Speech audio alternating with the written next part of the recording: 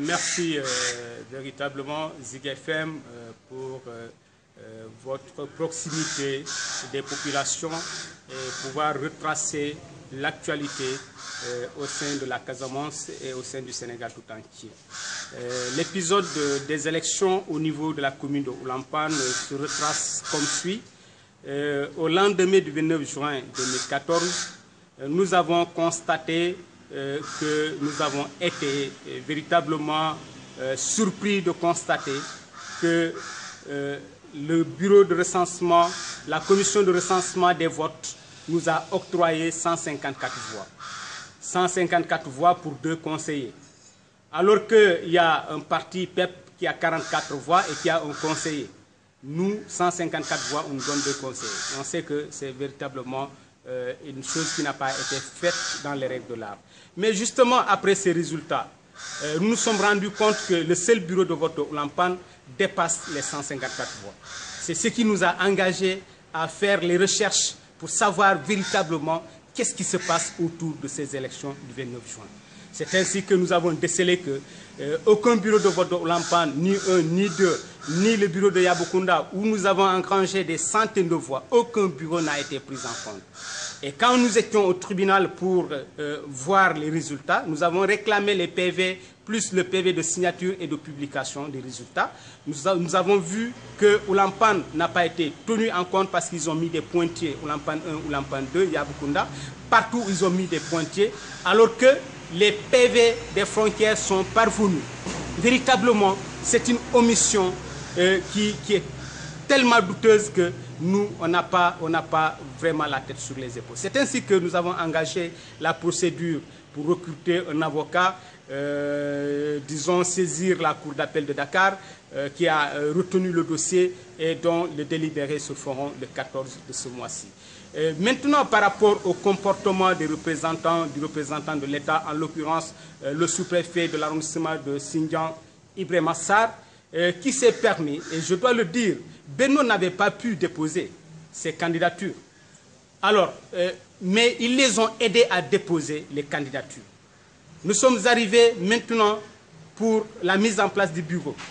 Mais avant la mise en place du bureau, mais le sous-préfet s'est permis, pour les élections, de prendre les bulletins de vote, de les mettre dans des sacs de riz, de les confier au chef de village qui passe la nuit avec pour comprendre tout le forfait que cela comporte. En dehors de ça, les résultats, une fois parvenus, lui, il est incapable de connaître les résultats de la commune de Oulampan. Et qu'au niveau du bureau de recensement des votes de la commission départementale de Bignona, présidée par le président du tribunal, notre grande surprise, c'est de voir que nous avons 154 voix. Et comme je l'ai dit, seul Oulampan seul dépasse les 154 voix. Nous avons interpellé le sous-préfet au soir de la veille de sa mise en place du bureau de la commune de Oulampan pour savoir est-ce qu'ils ont des informations par rapport aux requêtes que le PDS avait établies. Il me dit non, je n'ai pas d'informations, mais justement demain, je veux mettre en place le bureau de la commune de Oulampan. Je lui ai dit, mais préfet, demain, nous, on n'a pas reçu de convocation. Il me dit, oui, négocie-moi les conseils. S'ils arrivent sur place, je leur donne des convocations. Je lui ai fait comprendre qu'il a donné des convocations à Benno depuis vendredi, samedi, dimanche, lundi, mardi, pour procéder à l'installation. Il arrive à la maison communautaire, les populations furieuses, les jeunes ont fermé la porte. Il me dit, oui, je n'ai pas trouvé la maison ouverte. Comme s'il n'avait pas besoin de moi. Alors je lui dis, j'ai trouvé la porte aussi fermée. Il me dit, qu'est-ce qu'on fait? Je lui dis qu'il faut demander les populations qui sont là-bas parce que c'est elles qui ont fermé. Il me dit, je suis le premier responsable. Je lui dis, préfet, c'est maintenant que tu dois savoir que je suis le premier responsable. Mais je suis désolé, mais la pratique que vous êtes en train de mener, avant les élections, pendant les élections et après les élections, ne me sont pas étrangères. Maintenant, je vais étaler le tout sur la table, que la justice dise la vérité et que véritablement cette justice soit faite. Maintenant que l'affaire est ainsi, vous pouvez monter des bureaux, mais je ne ferai aucune passation de service parce que je n'ai pas été convoqué, ni les conseillers du PDS, ni les conseillers de Oussoforal, personne n'a été convoqué.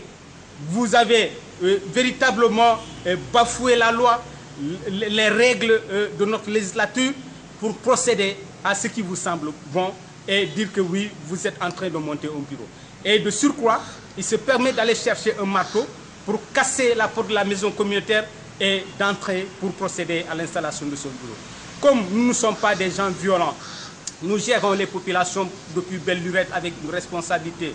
Nous avons suffisamment de potentialité pour comprendre que la société, surtout casamançaise, est une société véritablement à harmoniser parce que la Casamance est dans une situation indésirable. Il s'est permis de se comporter comme ça. Mais pour qui il est? Pourtant, on pouvait réagir. Et je pense que lui, il n'est pas fait pour défendre véritablement toutefois qu'une situation malencontreuse se produise. Voilà ce que ce sous-préfet a fait. Un représentant de l'État aujourd'hui qui est appelé à organiser la société, à harmoniser la société, lui, il s'est permis au contraire de bouleverser la société. Je lui ai fait comprendre que cette situation ne s'est jamais produite politiquement à Oulampan. Vous êtes le premier. Prenez vos responsabilités par rapport à l'avenir de Oulampan, par rapport à l'avenir politique de Oulampan. Vous êtes responsable du début à la fin.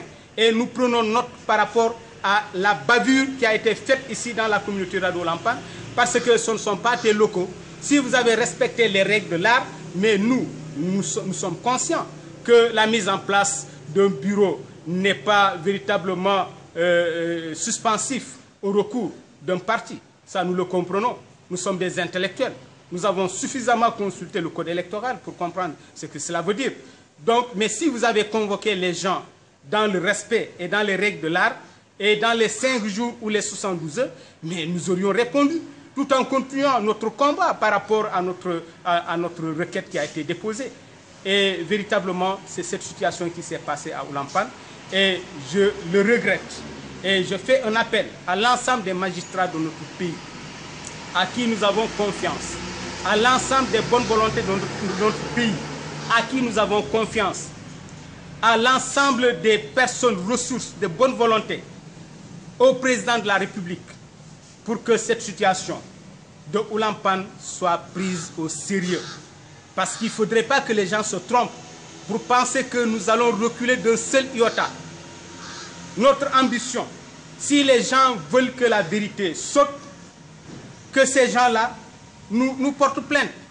Et si je ne suis pas en train de faire véritablement le bon choix, je suis en train de faire des bouleversements au niveau social, mais que les gens me disent, voyons ce que vous êtes en train de faire, c'est malhonnête, c'est pas ça, reste tranquille. Mais aussi, si la vérité me revient, que les gens se disent la vérité. Parce que ce que je viens de dire, nous ne l'avons pas inventé. Comment tu peux passer des élections aujourd'hui dans la commune de Oulampan, sans Oulampan qui est le siège de la commune. Oulampan qui a un bureau témoin. Et ils n'ont oublié que là où nous avons des centaines de voix, mais c'est curieux, cette omission, elle est curieuse. Et nous avons su qu'il y a des démarches qui ne sont pas orthodoxes, auxquelles nous préférons garder certaines informations, parce que la situation ne fait que démarrer.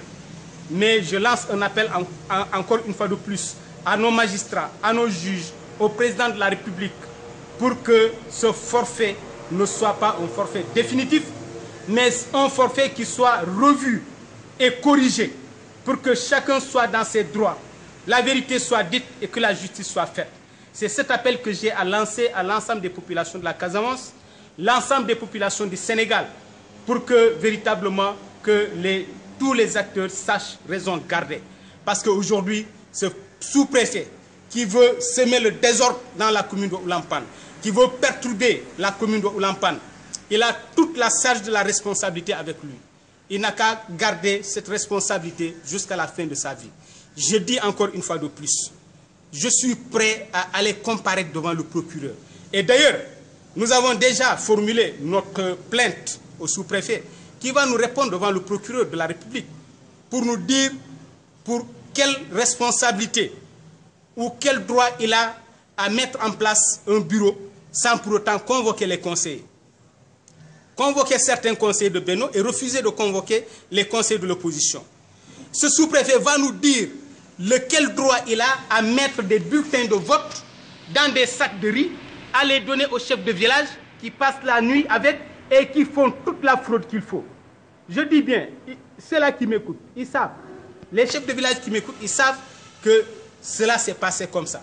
Qu'ils nous disent, ce sous-préfet, quel est le droit légitime qui lui a été conféré pour procéder à ces pratiques. Parce que ça, c'est un enjeu capital qui engage la vie d'une nation, qui engage la vie d'un peuple et qui peut même créer des situations indésirables. Encore une fois de plus, nous avons dressé notre plainte. Le sous-préfet de Sindian, Ibrahima Sarr, va nous répondre devant le procureur de la République et la vérité sera dite. Maintenant, chacun saura véritablement avec ce bruit qui est en train de courir autour de la commune de Oulampan, qui a raison, qui n'a pas raison, pourquoi ça, pourquoi